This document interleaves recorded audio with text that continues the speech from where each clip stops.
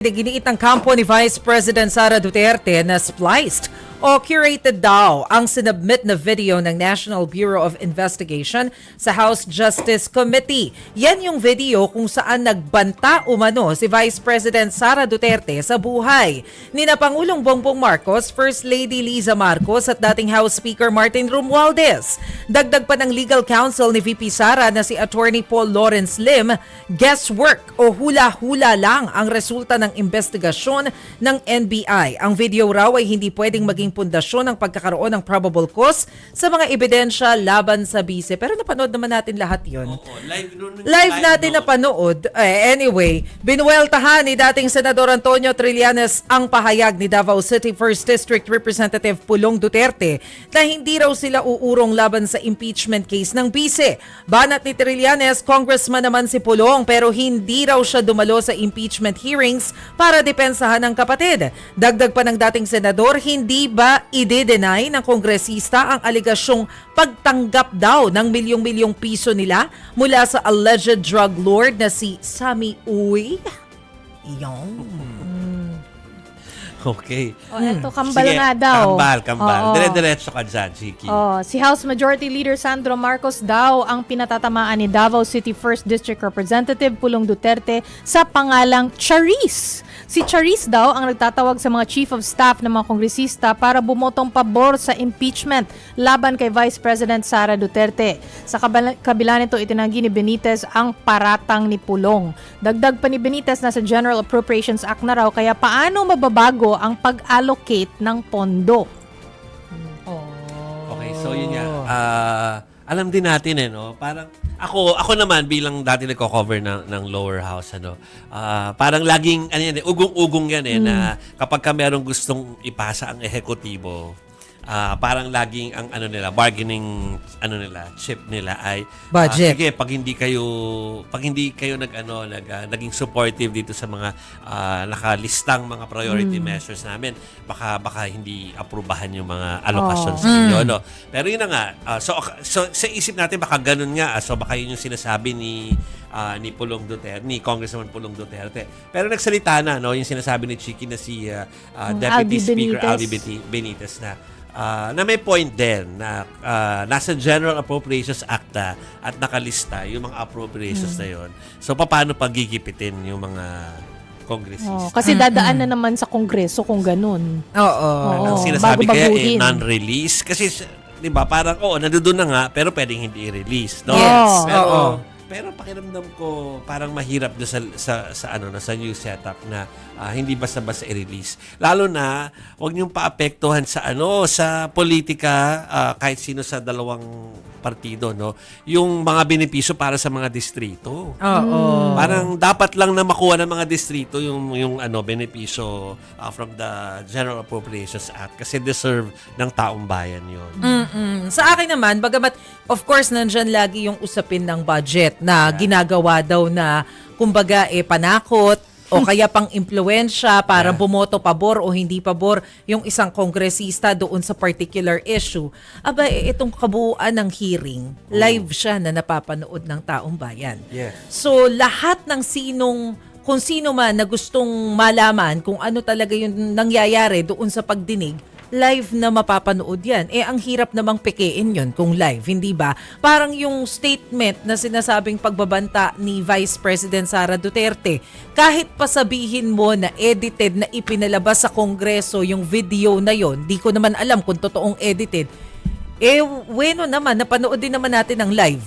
Yes. Diba? So, ang dami rin namang naka-witness kung ano talaga yung sinabi ng Vice Presidente dun sa mismong video. So, ang point ko lang dito, wag naman din nating ituring na mga ignorante yung mga taong nanonood kasi nawi-witness din naman natin mismo kung ano yung nangyayari sa Kongreso at kung ano yung nangyayari dun sa mga press conference, sa mga press briefing na yan. Ang kailangan lang naman nating gawin bilang mga ordinaryong mamamayan, maging maagap at mapagmatyag.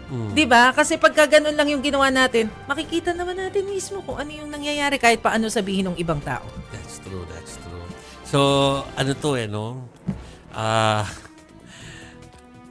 ako naman, iniisip ko kung hindi nila nakuha yung nakaalat sa kanila sa General Appropriations Act, hindi ba pwedeng ideklara yun na hindi ko nakuha. Oo! Pwede mong i-announce yun eh. Sabihin mo sa mga kababayan mo na parang pasensya na. Ito alam na alam ko na merong distrito, loan district na nasa bandang dulo ng ating bansa, pataas. Ang dati, no, nung time na ginigipit yung block nila, ay hindi talaga nakakuha. Oh! Pero yung dineklara at saka talagang noted, declared, noted, at saka with proof, pwede nyo gawin yun. Kung talagang ginigipit kayo, di ba? So, hindi pwedeng puro insinuasyon lang ay nako, kaya bumoto yung mga yon kasi natatakot sila na hindi makukuha yung mga bagay-bagay. May mga ibang paraan para i-expose kung ginigipit nga itong mga ito. So ngayon pa lang maganda na ng ebidensya kung may ganun nga din. Oo. Kasi para pag nag-announce na ginipit ako, meron akong ebidensya. Correct. I-announce sa mga constituents nila, no, na hindi nakarating dito kasi ito kasi yung boto ko. Oo. Nagyari ka lang kung yung boto mo hindi rin gusto ng constituents mo. Exactly. So, mga kapatid, doon nga tayo sa, alam ko na na-touch ni Maceto while we are waiting for our guest, tungkol sa yung splice, paano? Hindi ko talaga naiintindihan, Hindi, aminado ako na nung pine-playback yan, nasa meeting ako nung araw na yon. Pero feeling ko naman, hindi naman yung kung ano yung pinlayback doon sa Congress, kung ano man yun, ang naging basehan ng investigasyon ng NBI. Siguro naman yung kabuuan naman. Yes. Oo Nakita naman. nating lahat yun, yung kabuuan Yung yan. kabuuan naman siguro ang pinanood, di ba? The same way na napanood natin ng sabay-sabay bilang tayo yung mga Mansitsagang Newsman na kahit gabi na yan, papanoorin natin yan. Oo. So, Ako nga nung pine-playback siya sa sa hearing, sa Congress, hindi ko na nga inintindi yung pinlayback na video kasi parang ang nasa isip ko, napanood ko na yan Nakita ko na yan. Di ba nakita ko na yan, alam ko na yung sinasabi niya Yung dyan. buo. Di ba napanood ko yung buo eh. Oo. Di ba? So parang hindi ko na rin siya masyadong pinansin kasi alam ko na yung laman. So parang iniisip ko, kung yung pinresent doon ay totoong spliced, naman, nakita naman natin yung totoong... Actually, sa ilang beses ko na napanood yung video na yan ng kabuuan at paulit-ulit memorize ko na eh. Una, may PI, tapos may banta sa 3 tao, yun. there's a valid point from our producers, tayo kasi nag-edit tayo ng mga report natin. Magkaiba po yung word na edit at saka spliced po, ha? Ay, oo. Edit is nag-edit kami for brevity. Kasi kung alam naman na natin kung ano yung context ng buong balita, kahit na maikli na lang yung ipakita namin dyan. Pag sinabing spliced, may malice. Yeah. May malice na pagdudugtungin na bawal na, maski sa media, bawal na bawal po yun. Yung putting words into the mouth of the person na tinatape mo. Na kapag meron kang in-splice na parte, nag-iiba yung meaning ng Correct. Iba po yung edit na parang brevity lang at saka for sampling, at iba rin po yung splice na may mali siya at saka talagang pinagdikit ang mga words para magmukhang iba yung ibig sabihin. Kumbaga, na iba yung context. Iba yung intention. Ibig ko sabihin na edit out. So, Oo. na-jump cut tuloy na iiba yung konteksto. Yes. Kasi pag minsan, hindi mo naman yun, sabihin ko na sa ating industriya, while we're waiting for our guest. Pag minsan kasi i-approve ng producer namin na kung 3 minuto yung monologue. Alam mo, nag-monologue si VP Sara. In-interview ko si VP Sara. Yung sagot niya sa tanong ko ay around 3 minutes. Hindi siya papasa. Yeah. So, mag-edit ako ng best part. Yes. Kasi nung ilalagay ko. Pipili ka ng mga 10-seconder. Yes. Pero kapag ka nakalagay sa script ko na cut to, ang producer ko will have to check at dapat talagang i-check nila kung nag-iba yung ibig sabihin ng dahil sa nag-jump cut ako. Diba? Pero kung parang pareho naman din yung essence after mo magtanggal ng ilang parts, okay ba yun? Okay pa rin yun. Same context. Correct. Oo. Pero kasi sa puntong to, yun nga, parang feeling ko, as an ordinary person, di naman ako investigador, hindi rin naman ako lawmaker, ang nasa isip ko lang, naman kung na-splice, napanood naman natin yung live stream. So, alam na rin natin kung ano yung sinabi ng buo. Yun lang. Correct. Oo. Ito, tatandaan ko, napanood natin yan. Hindi lang yun napanood natin yung mga eksena doon sa yung dadalhin doon sa detention area yung kanyang staff. Yeah. No? So, Si lahat Zulaika yan Lopez. Si Zulaika, I mean, napanood natin lahat yan from Oo. HOR hearing to yung pagdala sa ospital din. Nakita natin yung pati ito po. So, alam natin yung context ng buong yan. So, kahit po i-splice yan or kahit i-edit yan, alam na natin yung buong essence, no? Yeah. Kung saan ang galing. And I think available naman yung buong press briefing sa YouTube or sa ibang social media account. Yeah. I think hindi naman yun bubura agad. Tsaka No. hindi naman kahit spinice yun, parang hindi nagbago yung essence.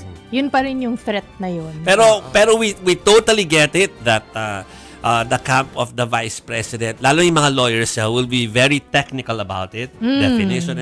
We understand that because that's part of their job. Di ba, Masena? Kailangan nilang depensahan po. Pero ako rin naman, sinasabi ko na kung yan gusto nilang pabulaanan, part ng job nila. Kung gusto nilang pabulaanan yung Madriaga part, pwede rin nilang gawin yon. O kaya ay yung mga pinesent na mga numbers sa AMLC, pwede nilang pabulaanan po yon.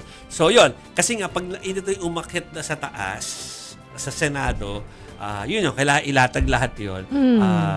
Yun nga lang, ang tanda ko, kapag tinalakay siya, parang kahit isa lang doon yung ma-prove. Parang na siya. Pwede nang mabigat na yun. Yeah. So kailangan lahat yon mabaliwala nila. Mapabaliwala nila. And kasi All, hindi ng kampo isa ni lang. VP Sara. Hindi kung isa lang. kung paniniwalaan natin yung sinasabi rin nung ilang mga kongresista, tingin nila pinakamabigat kasi itong threat 'di ba, laban sa pangulo na grounds for impeachment. So kung yun yung paniniwalaan natin, understandable kung ito yung isa sa mga talagang tinututukan ng husto ng legal team Yes. ni VP Sara.